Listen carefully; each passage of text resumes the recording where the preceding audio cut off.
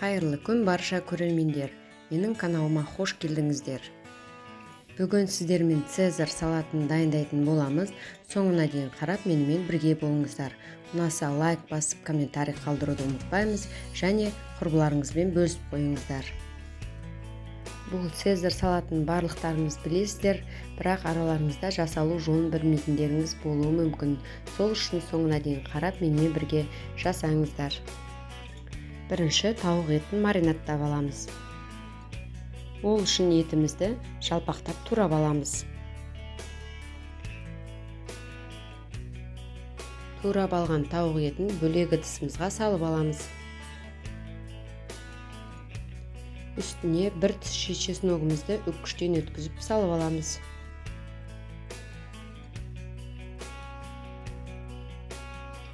Жарты шай қасық кукурузный крахмал қосамыз. Жарты шай қасық паприка қосамыз. Бір шай қасық тұз қосуды ұмытпаңыздар. 3 ас қасық сұйық майымызды қосамыз.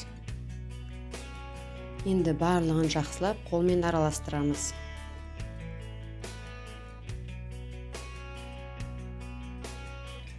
Бетін пищевая пеленкамен жауып, холодильникке жарты сағатқа болмаса 20 минутқа қойып қоямыз. Келесі салатымызға қажетті сухарик дайындаймыз. Батонның 3 тілімін кесіп аламыз. Оны кубиктап тураймыз. Өте майда кубик жасамаңыздар, өйткені езіліп кетеді. Бұларды да бөлек ыдысқа салып аламыз. Үстіне қара бұрышымызды саламыз.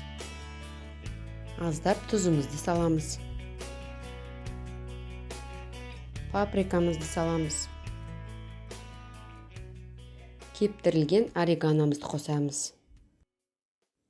Аздап зәйтүн майын қосамыз. Және сүт қосамыз.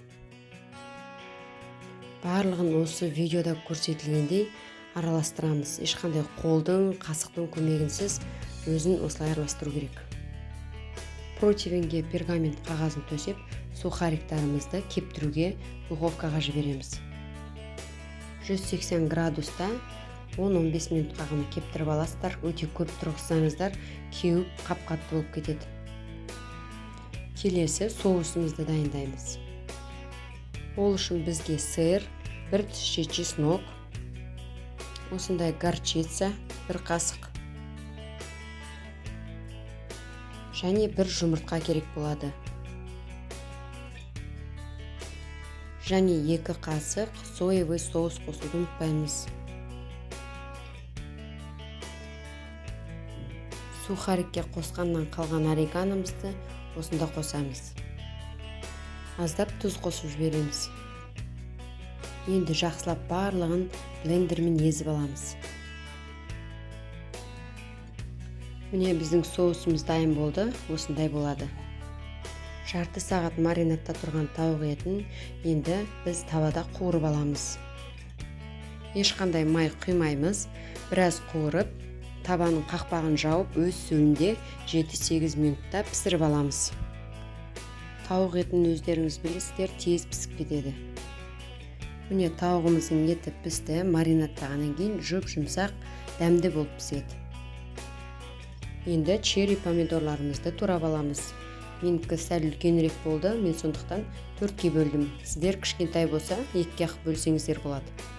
Черри помидордың орнына кәдімгі үлкен помидорды да пайдалана берсеңіздер болады.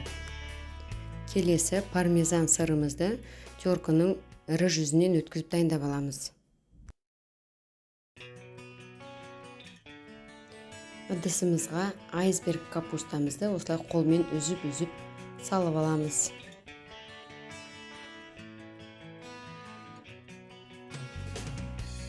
Үстіне помидорымызды саламыз.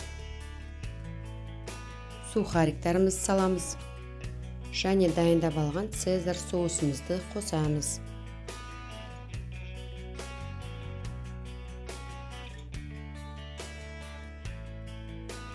Қуырып алған тауық етін қосамыз. Барлығын жақсылап қолмен араластырамыз.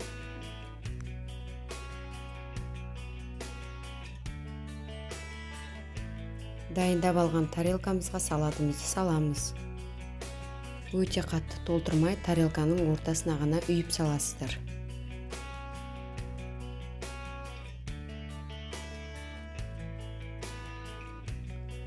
Әдемілік үшін мен 3 кусок тауықтың етін алып қалғанмын, соны шетіне әдемілеп қоямыз. Піскен бөдене жұмыртқаларын екіге бөліп, әдемілеп қойып шығамыз.